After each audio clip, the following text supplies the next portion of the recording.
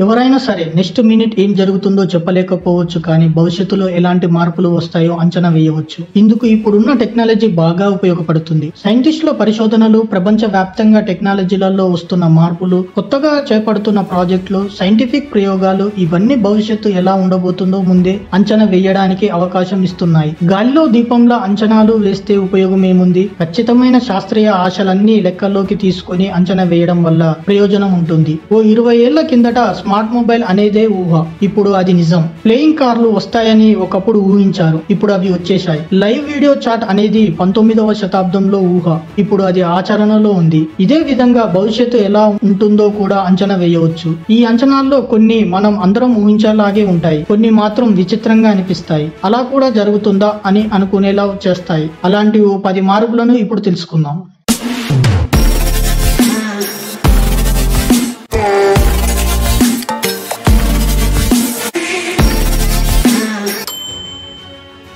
ప్రస్తుతం అందరి దగ్గర మొబైల్ ఫోన్లు ఉన్నాయి. సమస్య ఛార్జింగే. మాటి మాటికి ఛార్జింగ్ అయిపోతుండడం తలనొప్పిగా మారుతుంది. భవిష్యత్తులో ఈ సమస్య ఉండదు అంటున్నారు నిపుణులు. మొక్కల నుంచి ఛార్జింగ్ చేయవచ్చు అంటున్నారు. ఇందుకు సంబంధించి ఆల్రెడీ ఓ ఇన్వెస్టిగేషన్ అమల్లోకి వచ్చేసింది. కుండీలోని మొక్క నుంచి రోజు 3 సార్లు ఫోన్ ఛార్జింగ్ చేయగలుగుతున్నారు. సమీప భవిష్యత్తులో అందరికీ ఈ టెక్నాలజీ అందుబాటులోకి రానున్నది. సోలార్ పవర్ ద్వారా కూడా మొబైల్ ఛార్జింగ్ చేసుకునే టెక్నాలజీ త్వరలో వస్తుందంటున్నారు. ఇప్పుడు వ్యక్తులే కార్లను నడుపుతున్నారు.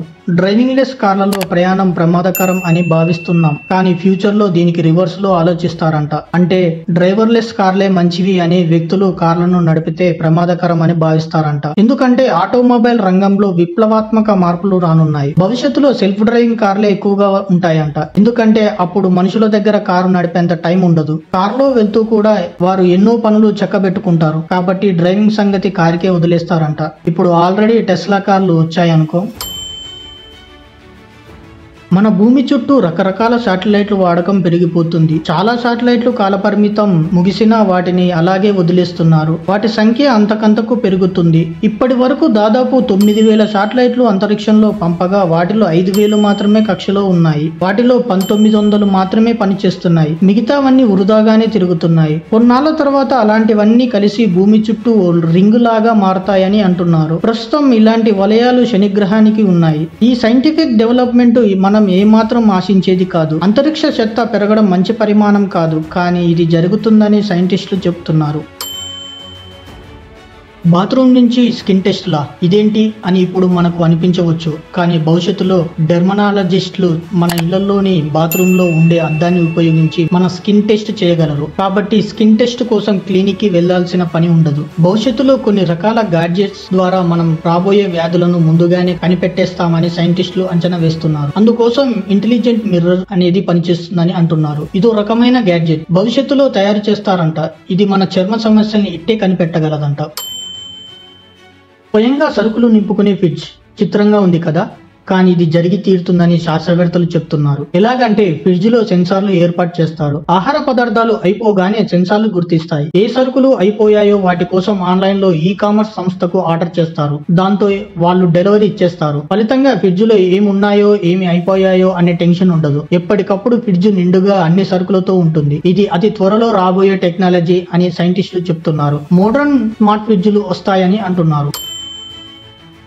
ఇప్పుడు మనం ఏ పనికైనా మన సాధారణ చేతులను ఉపయోగిస్తున్నాం కదా, భవిష్యత్తులో బయోనిక్ లిప్స్ ఉపయోగిస్తాం. ఇవి రోబో చేతులు లాంటివి, గ్లోమ్స్ లాగా ఉంటాయి. వీటిని తొడుక్కున్న తర్వాత బ్రెయిన్ వీటిని కంట్రోల్ చేస్తుంది. ఇప్పటికే ఇలాంటివి మనం వాడుతున్నాం. ప్రస్తుతం వీటిని ప్రొథెటిక్స్ ఆర్మ్స్ అని పిలుస్తున్నాం. ఈ కృత్రిమ చేతుల్లో విప్లవాత్మక మార్పులు రాబోతున్నాయి. భవిష్యత్తులో చాలా మంది బయోనిక్ లిప్స్ ఉపయోగిస్తారంట. మామూలు చేతులు చేయలేని ఎన్నో పనులను అవి చేయగలవని చెప్తున్నారు. ఇప్పుడు అడవుల్లో, నగరాల్లో అగ్ని ప్రమాదాలు జరిగితే ఫైర్ ఫైటర్లు ఎక్కువగా మంటల్ని అదుపు చేయడానికి ప్రయత్నిస్తుంటారు. ఇందుకోసం వారు ప్రాణాలకు తెగిస్తారు. భవిష్యత్తులో ఈ టెక్నాలజీ అనూహ్య స్థాయిలో మారబోతుంది. మనుషుల స్థానంలో ఎగిరే ఫ్లయింగ్ సాసర్ లాంటివి వచ్చేస్తున్నాయి. అవే అడవుల్లో మంటల్ని ఆర్పేస్తాయంట. ఇందుకోసం సరికొత్త పద్ధతులను ఉపయోగిస్తున్నారు. ఈ దిశగా ఇప్పటికే చాలా టెక్నాలజీని అందుబాటులోకి తెచ్చారు. త్వరలోనే ఈ మార్పుల్ని మనం చూడవచ్చు అంటున్నారు.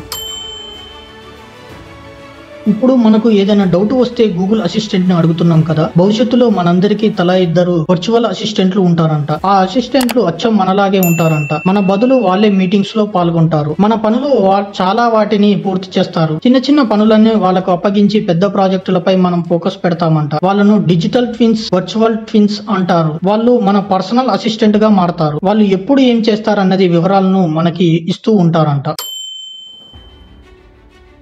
భారతీయుడు సినిమాలో ఓ సీన్ గుర్తుందా? భారతీయుడు తన భార్య వైపు అలా చూడగానే ఆమె వెంటనే బట్టలు సర్దేస్తుంది. తర్వాత ట్రాక్టర్ పై ఇద్దరు వెళ్లిపోతారు. అక్కడ ఆయన ఏమీ మాట్లాడకుండానే విషయం ఆమెకి అర్థమవుతుంది. భవిష్యత్తులో ఇలాంటివి కామన్ గా జరుగుతాయంట. మనం ఏమీ మాట్లాడకుండానే మన ఆలోచనల ద్వారానే చెప్పాలనుకున్నది చెప్పగలం అంటున్నారు. ఇది ఒక రకంగా టెలిపతి లాంటిది. ఇది అమల్లోకి వస్తే ఇంకా ఫోన్ కాల్స్ తో పని ఉండదు. అయితే దీన్ని అమల్లోకి తేవడానికి ఎలాంటి టెక్నాలజీ ఉంటుంది అనేది ఇంకా స్పష్టత రాలేదు. ఇది ఆల్రెడీ అమల్లో ఉన్నది. ఇప్పటికే చాలా సర్జరీలను రోబోలు పూర్తి చేస్తున్నాయి. అవి సర్జరీలు చేసేటప్పుడు ఎలా చేయాలో డాక్టర్లు ఆదేశాలు ఇస్తున్నారు. భవిష్యత్తులో ఇది మరింత ముందుకు వెళ్లి పర్సనల్ వర్చువల్ డాక్టర్ రానున్నారు. 2050 నాటికి ఆర్టిఫిషియల్ ఇంటెలిజెన్స్ టెక్నాలజీని ఉపయోగించి ప్రతి వ్యక్తికి ఓ పర్సనల్ డాక్టర్ రానున్నారు. ఆ డాక్టర్ ఎప్పటికప్పుడు మన ఆరోగ్య వివరాల్ని సేకరించి అసలైన డాక్టర్లకు సమాచారాన్ని చేరవేస్తారు. తద్వారా మనం మరింత ఆరోగ్యకరంగా మారేందుకు వీలు ఉంటుంది. ఆపరేషన్ లో కూడా రోబోల వాడకం బాగా పెరగనున్నది.